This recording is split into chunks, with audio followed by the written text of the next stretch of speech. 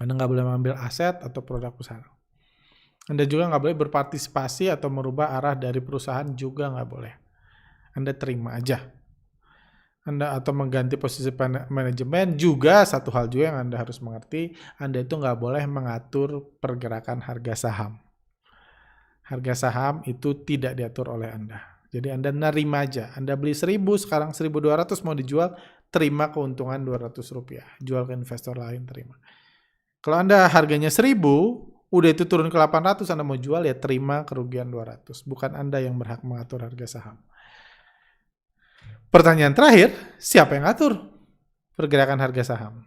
Karena biasanya image trader itu ngelihat market harga setiap hari ini. Ini BRI naik 10%, BUFA turun 20%, IDKM turun 1,6 naik turun 1,67%, KKGI naik 0,9%. Ini siapa yang ngatur? Adikarya turun 6,3%. Java turun 2,3%, ini siapa yang ngatur naik turunnya harga? Atau candlestick, lilin-lilin naik turun, ini siapa yang ngatur? Jadi ada beberapa versi tentang siapa yang mengatur saham. Kayak gitu. Yang pertama adalah versi komentator saham. Atau komentator saham itu akademisi, analis, atau media. Jadi kalau versi komentator saham, kalau Anda tanya ke akademisi, analis, media, yang menyebabkan naik turunnya harga saham itu adalah kondisi atau prospek atau masa depan atau masa lalu perusahaan. Jadi misalnya, kenapa saham ini naik? Karena prospeknya bagus. Kenapa saham ini turun? Karena masa lalunya jelek, image-nya jelek. Kenapa harga sahamnya nggak kemana-mana? Karena kondisinya biasa-biasa aja. Jadi bisa dipilih, boleh di saham yang sama. Kayak gitu. Atau misalnya, suatu hari saham Adaro, salah satu produsen batu bara terbesar di Indonesia, itu harga sahamnya turun. Harga sahamnya turun kenapa? Bisa karena profit, loss, revenue, operating profit, aset, atau hutang perusahaan. Kalau Adaro harga sahamnya turun, mungkin karena hutangnya terlalu besar. Kalau minggu depan Adaro harganya naik banyak, mungkin karena revenue-nya bertumbuh. Kayak gitu. 2 bulan kemudian jatuh turun 20%. Mungkin karena perusahaannya mengalami kerugian. Setelah jatuh naik lagi. Mungkin karena dianggap profit yang masa yang akan datang akan bergerak naik. Karena harga batu bara sedang naik. Itu versi komentator saham. Kenapa harga saham naik? Karena ini. Atau karena berita yang berhubungan atau tidak berhubungan dengan perusahaan. Harga saham naik karena ada gosip akan kenaikan pajak yang akan memberatkan perusahaan bisa. Atau harga saham naik karena di Amerika ada kerusuhan, jadi ada yang bisa berhubungan dan tidak berhubungan. Berita dari dalam atau dari luar negeri, atau faktor ekonomi, politik, sosial, teknologi, hiburan, dan lain-lain. Itu kalau versi komentator saham. Jadi ketika harga saham sedang naik, tugas komentator saham adalah mencari berita baik atau faktor positif dari faktor-faktor yang mempengaruhi harga saham yang adalah kondisi, prospek, masa depan, masa lalu, profit, loss, dan seterusnya.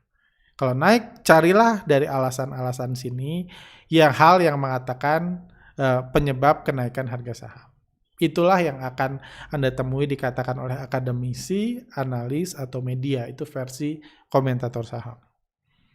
Kayak gitu. Kalau harga saham turun, berarti harus mencari berita buruk atau faktor negatif dari faktor-faktor yang mempengaruhi harga saham di bawah. Contohnya kondisi, prospek, masa depan, masa lalu, profit, loss, revenue, dan seterusnya.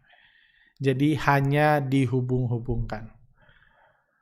Kalau harga sahamnya naik, cari berita positif. Jadi seakan-akan berita positif yang menyebabkan harga naik. Salah. Realitanya naik dulu baru dicari. Itulah tugas komentator saham. Sama seperti komentator sepak bola yang nunggu gol dulu baru teriak gol. Baru bilang timnya hebat, kerjasamanya hebat, skillnya hebat. Tunggu gol dulu. Jangan ngomong itu sebelum gol. Kayak gitu. Itu tugas komentator bola. Itu mirip dengan komentator saham. Ada juga siapa yang mengatur harga saham adalah versi dukun saham. Dukun saham itu penjual ramalan atau rekomendasi saham.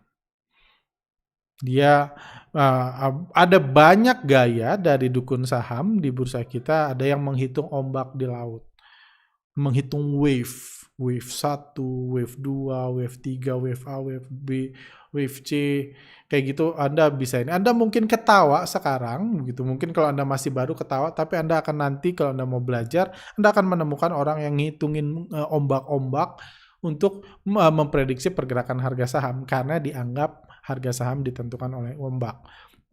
Ada juga yang menganggap harga saham ditentukan oleh bulan, bintang, dan planet di luar angkasa. Itu juga ada. Atau kalau yang fokusnya jualan ramalan, rekomendasi berbayar, atau pengusaha stock pick, itu kalau versi mereka harga saham naik karena saya sudah ramalkan harganya akan naik. Anda akan ketemu banyak orang ketika harga saham naik, dia nunjukin screen cap. Ini benar kan sudah saya ramalkan. Nunjukin status, nunjukin WA group, nunjukin apa, Anda akan ketemu banyak. Itu versi yang mengatur pergerakan harga saham, versi dukun saham. Jadi ada versi komentator saham, akademisi, analis, media, ada versi dukun saham, penjual ramalan, dan rekomendasi saham. Dukun sama seperti dukun pada umumnya, dia fokusnya jual ramalan, bukan trading. Kayak dukun ini fokusnya ngeramal masa depan orang lain. Kalau dukun saham fokusnya bisnisnya ada jualan ramalan saham. Terus mana yang benar? Nggak ada yang benar. Kalau kita tanya Bursa Efek Indonesia, naik turunnya harga saham hanya ditentukan oleh mekanisme bid dan offer. Cuma itu, bid dan offer. Jadi kalau diborong banyak, saya beli 300.000 lot, saham BBRI akan naik langsung sampai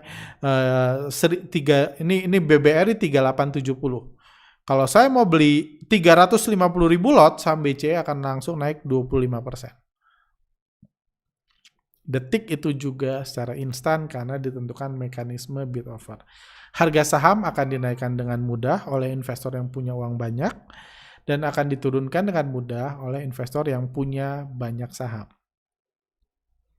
Pihak Bursa Efek Indonesia tidak pernah meminta pendapat dari komentator atau dukun saham untuk menentukan pergerakan harga saham. Jadi itu realitanya. Kalau di bursa, karena harga saham kan di Bursa Efek Indonesia, mekanisme penentuan harga di bursa itu nggak pernah nanya. Jadi bursa nggak pernah nanya ke dukun. Ini harga BRI kemarin 3.800. Tolong liatin dong di bintang, bulan gimana, planet gimana, ombaknya gimana, supaya saya tahu besok harganya berapa enggak. Semuanya ditentukan oleh bid dan offer, di mana yang punya investor yang punya banyak duit bisa menaikkan harga, yang punya banyak saham bisa menurunkan harga. Nanti abis ini Anda akan dapat caption video, link video atau di description, di mana saya menunjukkan bagaimana saya menggerakkan harga real saham hanya dengan memainkan bid offer. Hanya jual beli bid offer, bagaimana saya menaikkan. Caranya seperti itu. Lebih detailnya Anda bisa cari di YouTube, di video lain juga bisa, atau bisa ikut kelas belajar saham dari nol lagi, supaya Anda bisa paham versi Bursa Efek gimana. Karena yang benar adalah versi Bursa Efek, bukan versi dukun atau versi komentator.